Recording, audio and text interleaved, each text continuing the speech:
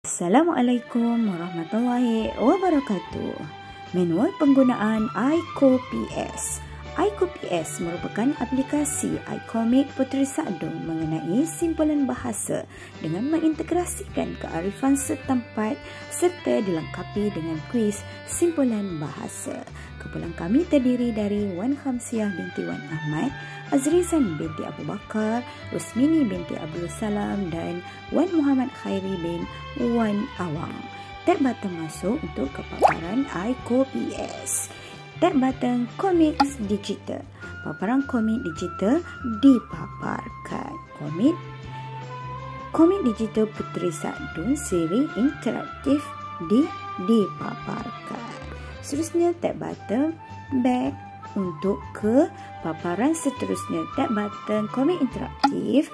Paparan komik interaktif dipaparkan tentang kisah Puteri Saadun. Tab button Back untuk ke paparan seterusnya. Tab simpulan bahasa. Paparan tentang simpulan bahasa dipaparkan.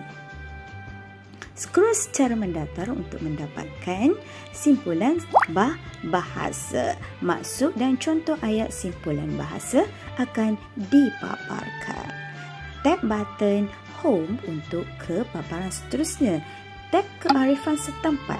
Paparan tentang kearifan setempat dipaparkan.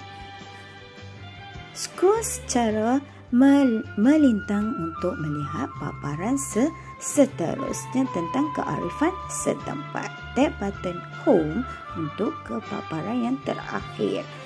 Tab kuis simpulan bahasa untuk menjawab soalan tentang kuis simpulan bahasa. Tab button Home untuk ke menu utama. Dulu perkongsian kami. Sekian, terima kasih.